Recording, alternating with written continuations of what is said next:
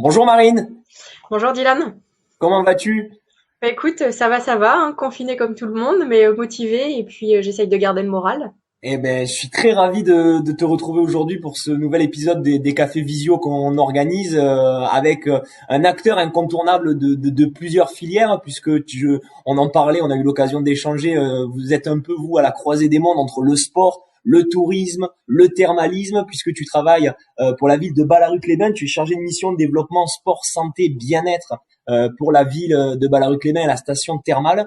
On sait qu'aujourd'hui, les stations sont impactées fortement par cette crise, puisque l'accueil du public est quand même un élément, l'un de votre leitmotiv dans votre activité. Vous êtes aussi une station avec beaucoup d'activités touristiques, et aujourd'hui, on voit qu'on a un impact très très fort sur les stations. On a un impact très très fort sur cette activité. Avant d'en parler, peut-être on va resituer l'activité en elle-même, ce que vous proposez dans le cadre de Ballaruc-les-Bains, de la ville et de la station thermale. Oui, donc bah déjà merci d'avoir souhaité nos échanges et puis avoir un petit peu notre point de vue. Et c'est vrai que la station thermale, on s'aperçoit qu'en fait sur la région Occitanie et en tout cas sur le bassin de Thau, on a un impact hyper important. Pour resituer, oui, je suis chargée de projet sur le développement du sport santé bien-être à Ballaruc-les-Bains, développement d'une maison sport santé dont le label a été obtenu en janvier 2020, pour lequel on est à fond et on essaye de mettre en place un maximum de choses. L'idée aussi, c'était de développer un centre de préparation physique et de réathlétisation sur la station pour accueillir du sportif dans nos soins thermaux et puis leur mettre à disposition des équipements sportifs sur le territoire.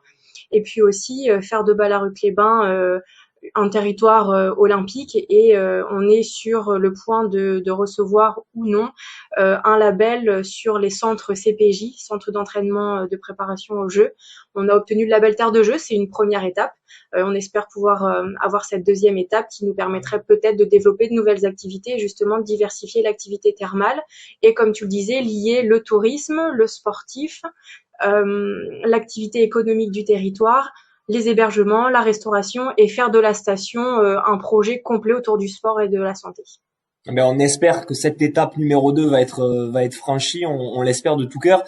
Concrètement, quel a été l'impact pour une station de cette crise? Alors, on a eu nous dans les cafés visio des chefs d'entreprise, on a eu des présidents de clubs, on a eu des jeunes entrepreneurs, mais on n'a pas encore un point de vue, on va dire territorial. On n'a pas le point de vue d'un site. Concrètement, l'impact de cette crise sur votre activité, sur la vie à Ballaruc-les-Bains.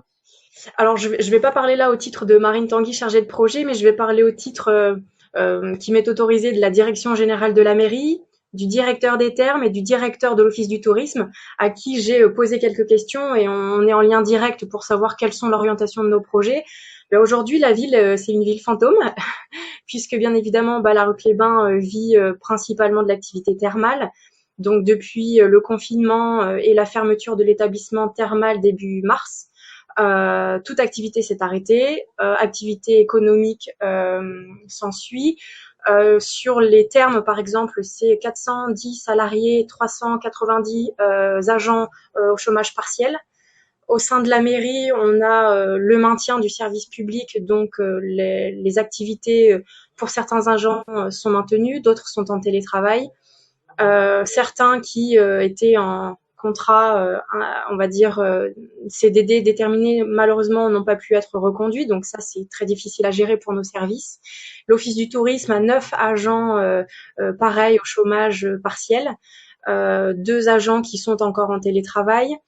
Moi, je suis en télétravail, mais parfois, je me mets à disposition pour mettre en place des permanences téléphoniques pour assurer le service public minimum. C'est ce que doit faire une collectivité. Récemment, j'ai été réquisitionnée pour justement aller filer un coup de main pour les agents qui vont bientôt réouvrir les écoles. Et en fait, c'est vraiment tout un tas d'agents qui vont remanier on va dire, leurs compétences pour essayer de sauver la station, on va dire, et de réfléchir ensemble à comment on va repenser la station de demain. Aujourd'hui, c'est très compliqué. On a estimé une perte de budget de 10 millions, mais la crise n'est pas terminée. L'établissement n'est toujours pas ouvert, donc je pense que ce chiffre va ne faire qu'augmenter malheureusement. Donc c'est très très difficile. Et puis si je reviens sur les projets qui me sont confiés, les trois dont je t'ai cité tout à l'heure, aujourd'hui, les projets que je porte sont principalement financés et finançables par l'activité thermale, puisque comme tu le disais, on est vraiment un écosystème où trois entités travaillent parfaitement bien ensemble. Et donc, bien évidemment, de tels projets, de telle ampleur, pour une petite collectivité, on se doute bien que l'activité thermale aide énormément. Et donc aujourd'hui, moi, mes projets sont mis en pause. Pause parce qu'il faut faire des économies et parce qu'on n'a aucune visibilité sur les budgets à venir. Justement, on sait que on parle beaucoup en ce moment de distanciation sociale. C'est pas le mot qui plaît à tout le monde, mais c'est celui qu'on entend le plus et qui est le terme générique pour justement expliquer qu'il faut que les gens soient à une certaine distance l'un de l'autre pour aller vers du mieux. C'est un sujet qui est forcément au cœur de vos enjeux, puisque dans une station thermale, on se retrouve avec des gens qui sont dans une activité de cure dans des endroits plutôt fermés, dans des endroits avec une certaine proximité. Il y a des questions sanitaires également qui sont mis sur la table. Comment on travaille en qualité de professionnel de ce secteur pour essayer de reprendre au mieux? Est-ce que vous avez des normes particulières qui vous sont imposées? Est-ce que vous avez pas du tout de visibilité? Comment ça se passe? Alors là, je pense que là, pour répondre très précisément, il aurait fallu avoir le directeur des termes qui est jour et nuit, je pense, en ce moment, en train avec ses équipes, de chercher des solutions et avec la direction de la ville. Mais en tout cas, de tout ce que moi je peux vivre à distance et percevoir, c'est que l'établissement a été fermé dans un premier temps avec une remise en question du travail, comment organiser les hôtesses d'accueil qui peuvent en général recevoir 1500 personnes par jour. Donc c'est voilà, on n'est pas du tout dans les préconisations sanitaires. C'est comment les remettre face aux curistes qui aujourd'hui sont en annulation, en report de cure, en interdiction de se déplacer parce que ce sont des personnes à risque. Aujourd'hui, ça fait maintenant peut-être une dizaine de jours que le service des termes a remis des hôtesses en télétravail pour téléphoner aux clients, enfin aux curistes, pardon, pour réorganiser leur séjour. Mais avec encore une incertitude parce qu'on n'a toujours aucune date de réouverture des termes, même si certaines informations nous sont annoncées et qu'au niveau national, on aimerait que l'ouverture des établissements se fasse aux alentours du 13 juillet. Mais encore une fois, comme tu l'expliques, il y a des normes sanitaires à respecter. Et aujourd'hui, un bassin qui accueille entre, je sais pas moi, 10 et 50 personnes peut-être à l'heure, les normes sanitaires, le virus circule. On peut pas avoir dans un établissement où il y a une telle proximité avec des agents de soins qui massent, des agents de soins qui installent les patients ou les curistes.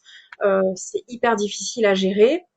Et c'est aussi humide. Et d'après ce qu'on comprend, le virus circule dans un milieu humide. Donc, il y a tout un tas de choses qui sont à réfléchir et j'aimerais certainement pas être à la place du directeur et de son service de ressources humaines et ses managers pour ce casse-tête, à mon avis, infini.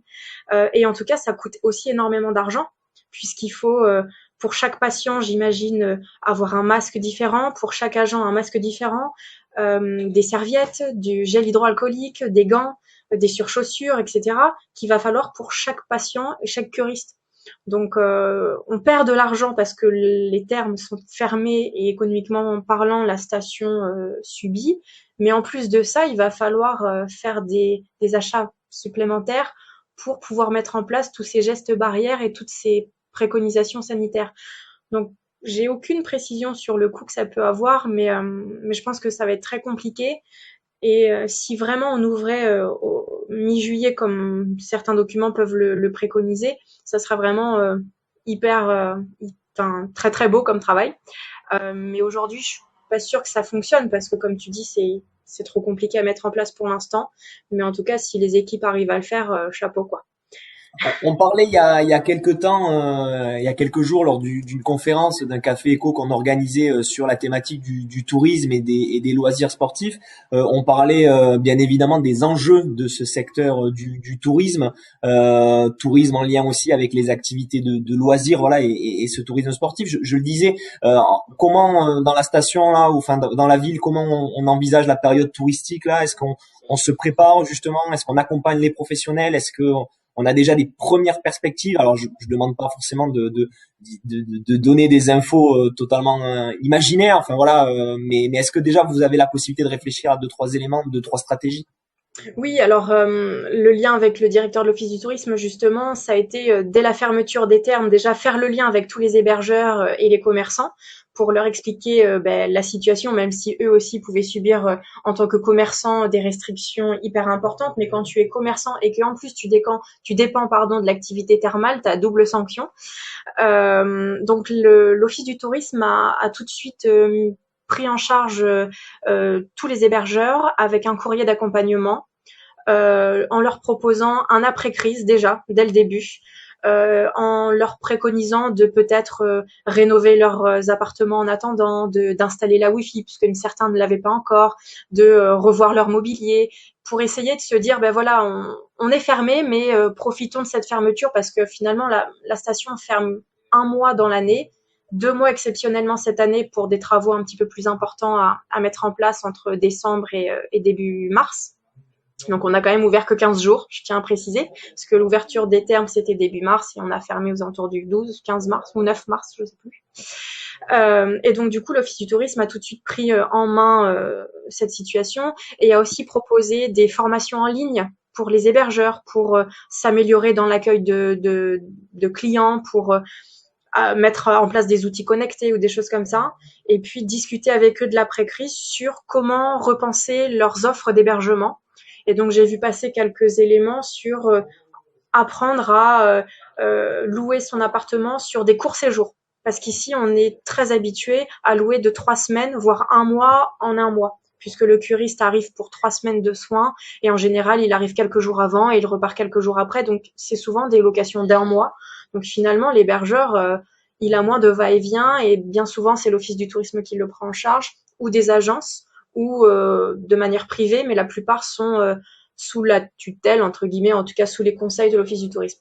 Donc là, c'était les préparer à une nouvelle location, à un nouveau public certainement. Et je dirais que malheureusement ou pas, c'est peut-être aussi une étape pour nous avec nos projets sportifs. Aujourd'hui, la difficulté, c'était de pouvoir accueillir des sportifs sur la station de Ballaruc-les-Bains en stage ou en entraînement ou de mise au vert. Et en fait, la difficulté, c'est qu'à chaque fois, on ne peut pas les loger. Pourquoi? Parce que les curistes louent d'une année sur l'autre et que la plupart des plannings pour les hébergeurs sont déjà pleins une année sur l'autre. Et donc finalement, on s'est dit que c'était peut-être l'opportunité cette fois-ci, comme les curistes ne viennent pas actuellement et ne viendront certainement pas avant septembre, si les cures n'ouvraient pas, peut-être proposer justement ces nouveaux hébergements à des sportifs, à du tourisme sportif, à des personnes qui ne sont jamais venues ou que l'on souhaiterait attirer, comme la population des sportifs qui serait la nouvelle diversification de notre activité.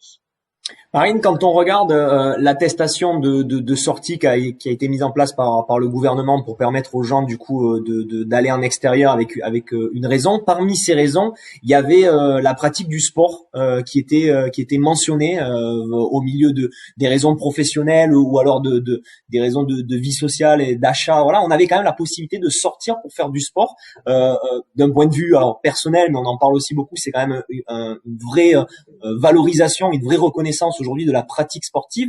Est-ce que on n'assiste pas aussi dans l'un des effets, on va dire peut-être positifs, si je peux le dire ici, mais je mets beaucoup de guillemets à cette phrase, est-ce qu'on n'assiste pas aussi à un effet positif sur le sport santé et une vraie valorisation de dire qu'aujourd'hui, faire du sport, il y a un vrai lien avec la santé de l'individu? Oui, justement, c'est un des points positifs, malheureusement, de cette situation, c'est ce que on se rend bien compte qu'aujourd'hui, l'activité physique, elle est primordiale, quotidienne pour tout le monde et à tout âge. Et encore plus quand on est confiné parce qu'on se rend bien compte que on ne sort pas, on ne bouge pas et c'est très compliqué. Moi, j'ai utilisé mon attestation au maximum tous les jours, 1 heure par jour, parce que sinon je tenais pas. Et j'ai organisé mon appartement, c'est une petite salle de musculation. Par contre, la plupart des gens qui n'étaient pas sensibilisés à ça par le sport santé ou atteints de maladies chroniques ou éloignés de l'activité physique et sédentaire, ces personnes-là, j'ai bien senti qu'elles n'étaient pas du tout accompagnées. Et j'ai vraiment eu beaucoup de demandes de la part du CCAS de la ville, de l'Office du tourisme, des agents de la ville, de ma direction, de certains médecins qui collaborent avec nous sur certains des projets, qui m'ont dit: Marine, au secours, qu'est-ce qu'on fait? Est-ce qu'on peut donner des choses à faire à nos salariés, en télétravail surtout, et à notre population? Donc, c'est qu'il y a une réelle demande. J'ai juste envie de pousser un petit coup de gueule du jour, c'est que on sait que l'activité physique adaptée ou l'activité physique tout court a des bienfaits sur la santé, quel que soit l'âge, quelles que soient les pathologies. Encore pour certaines, pareil, je mets mes guillemets. Mais on a réellement mis beaucoup de moyens aujourd'hui pendant cette crise pour bouger, de la communication hyper importante, etc. Mais cette communication, elle aurait peut-être dû se faire aussi en amont, sans nécessité de crise, pour pouvoir encore plus sensibiliser les gens au sport santé, même si c'est déjà fait et c'est déjà très bien. Mais mettre des moyens et donner plus de moyens, en tout cas aux acteurs du sport santé sur le territoire. Et donc profiter de cette crise justement pour aller encore plus chercher ces messages. Et on se dit que même si mes projets aujourd'hui sont en pause, le projet de maison sport santé, bah là, il prend encore plus son sens. Et on espère Justement, que justement, cette prise de ouais. conscience, elle soit hyper importante et qu'on soit encore plus aidé à développer tout ça. Et Justement, vraiment, avec les acteurs, vous échangez aujourd'hui avec les acteurs du sport santé sur, on va dire, alors sur une échelle régionale ou peut-être à une échelle nationale, avec d'autres maisons sport santé, d'autres acteurs qui sont peut-être labellisés. Vous échangez sur ces stratégies, sur cette opportunité? alors j'échange beaucoup avec le monde du vélo. Puisque avant, en début d'année, on a mis à disposition des vélos électriques pour nos agents, pour les inciter d'une part à se déplacer sur une mobilité douce au sein de la station, pour la pollution, pour le stationnement, parce qu'on a une forte densité de voitures avec les curistes, mais c'est aussi pour les inciter à se déplacer. Aujourd'hui, le vélo, on a bien compris que c'était une des activités sportives qui allait peut-être s'en sortir le mieux dans un premier temps, parce que ça devient une nécessité. Et encore une fois, dans certaines villes, on voit des pistes cyclables qui émergent du jour au lendemain suite à la crise, alors que depuis des années, je pense que les pistes cyclables, comme dans d'autres pays, on pourrait prendre exemple. Donc le vélo, je pense qu'il y a tout un tas de choses à mettre en place et on va encore plus s'appuyer aussi sur ça, nous, parce qu'on voit qu'il y a beaucoup de curistes qui se déplacent à vélo, donc ça c'est hyper intéressant. Et ensuite, sur les échanges qu'on peut avoir au niveau régional, on a un petit réseau avec la direction jeunesse, régionale jeunesse et sport Occitanie, et avec le docteur Olivier Coste, on a des groupes de travail et on a beaucoup de collectivités et associations qui travaillent ensemble, donc on échange. Et venant de la région PACA, j'ai toujours mes liens avec Azur Sport Santé et la ville de Nice, qui sont beaucoup plus importants, qui ont plus de moyens. Donc on échange, je leur demande comment eux voient à la plus grande échelle on va dire leur reconstruction autour de tout ça. J'échange aussi avec le pôle sport santé de Vichy, qui justement nous a labellisés en tant que maison sport santé. J'échange avec l'agence régionale de santé qui nous a suivis sur certains projets avec des subventions notamment. J'échange avec les médecins qui sont en lien avec le sport santé, avec l'ONAPS, qui aide beaucoup aussi. Et on a pas mal reçu de petites vidéos, de documents que j'ai essayé de partager au maximum, que ce soit accessible à tout le monde. Et puis au sein de la mairie, avoir un petit journal interne et un journal à la population, à qui on fournit les vidéos, à qui on fournit des documents pour essayer de le diffuser un maximum et inciter les gens à bouger. Mais on espère que dans cette crise, on trouvera voilà de l'aubaine et des opportunités pour essayer voilà qu'il n'y ait pas qu'un côté négatif à ce que nous traversons aujourd'hui. Avant de te laisser, Marine, juste une petite question pour savoir. Alors là, on est dans une période où on va se diriger vers les premières étapes du déconfinement, mais les journées de Marine Tanguy aujourd'hui, tu disais tout à l'heure que tu avais remménagé l'appartement, beaucoup 1 heure de sport minimum par jour. Qu'est-ce qu'on fait quand on habite dans la station thermale et c'est quoi le quotidien? Alors mon quotidien, c'est déjà revoir mes priorités. Qu'est-ce qui me fait du bien parce que c'était assez anxiogène. Et puis, enfin moi, j'ai pas du tout de famille ici, donc c'est pas évident. Donc du coup, tu te réveilles le matin, tu te fais un circuit training d'1 heure, tu bosses en télétravail, tu fais des visioconférences, et puis l'après-midi tu vas courir parce qu'il fait très chaud et tu as envie de prendre l'air. Et ça permet aussi de voir comment se tient la station. Et en allant faire mes footings, j'ai rencontré énormément de personnes qui courent, qui marchent. qui font de la marche nordique. Et je me suis dit qu'en fait, c'était une bonne aubaine parce que je vois beaucoup plus de monde qui sort, qui marche, qui court, qui monte les escaliers. J'en ai vu qui montaient et descendaient leurs étages. Et je me dis qu'en fait, notre projet sport santé, si on a une bonne communication et si on touche vraiment les bonnes cibles, ça va prendre. Et puis, et c'est aussi de se dire qu'en fait, il y a quand même des choses qui sont hyper importantes. C'est les retours aux principes de base.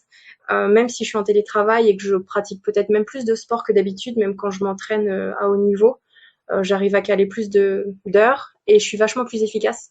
Parce que des fois, je reste des 8 heures d'affilée au bureau et j'ai l'impression de pas être productive. Alors que là, j'ai fait 1 heure de circuit training, 3 heures de travail et 1 heure de stretching et je suis 10 fois plus performante. Donc, c'est de revenir au principe de base, continuer à se déplacer à pied. Et c'est vraiment ce qu'on essaye de mettre en place avec la direction. Et puis, j'ai hâte de pouvoir aller mettre les pieds sur une piste d'athlétisme parce que ça me démange. Je crois que ça démange beaucoup de monde, pas que la piste d'athlétisme, que ce soit les stades, les terrains et même les pistes de course ou de vélo à plus d'1 kilomètre de chez soi. Je pense on a tous besoin d'aller voir un petit peu C'est plus ça. loin que ce qu'on a l'occasion de Et ce qui voir. était frustrant par contre à Balaruc, c'est que les bords d'étangs sont fermés. Donc ne pas pouvoir aller se balader au bord de l'eau, courir au bord de l'eau, rouler au bord de l'eau, c'est assez frustrant. Donc tu le regardes de loin, mais tu te dis que bientôt ça sera possible. Mais on espère, c'est vers cette direction qu'on a envie d'aller. Et puis voilà, c'était important aussi de replacer dans le contexte ce lien très fort qui existe entre le sport et la santé. On ne le dira pas assez. Il faut pratiquer du sport pour se maintenir en bonne santé. Le sport n'est pas réservé qu'à des grands athlètes ou des grands champions. Tout le monde peut faire du sport et on l'a vu. Beaucoup d'initiatives se sont développées, que ce soit des initiatives à domicile ou, tu le disais toi-même, beaucoup plus de personnes qui pratiquent une activité de marche, de footing en extérieur. Merci beaucoup Marine pour ces informations, pour ces éléments. J'espère qu'on aura l'occasion de se retrouver très très prochainement et bien évidemment que la station et que tous vos projets pourront redémarrer pour aller vers cette tendance qu'on aimerait tous retrouver, à savoir voilà une activité normale et des projets qui fleurissent grandement. Je te remercie encore. Je remercie également les acteurs que tu citais tout à l'heure d'avoir aussi donné ces éléments voilà de contexte et pour nous parler un petit peu plus en détail de cette ville de Ballaruc-les-Bains en lien avec, je le disais tout à l'heure, le sport, la santé, le tourisme sportif, les loisirs. Vous avez plein de choses à nous raconter et j'espère qu'on aura l'occasion d'en rediscuter ensemble. Merci Ben, beaucoup Marine. merci à toi, merci à DocSport, merci à tous les acteurs d'Adoc-Sport parce que enfin, le fait de faire ces petites visios et toutes les conférences sur lesquelles on peut participer, c'est vraiment intéressant et en fait on se sent un peu moins seul. Et même si on n'interagit pas directement, il y a toujours des idées et puis des contacts à prendre. Et c'est là qu'on se dit que la région Occitanie, elle va peut-être sortir peut-être plus forte que d'autres régions et je l'espère fortement. Eh ben, c'est sur cette touche d'optimisme qu'on va se quitter. Merci encore pour ces paroles et je te dis à très bientôt Marine. Merci, salut. Salut. Ciao, ciao.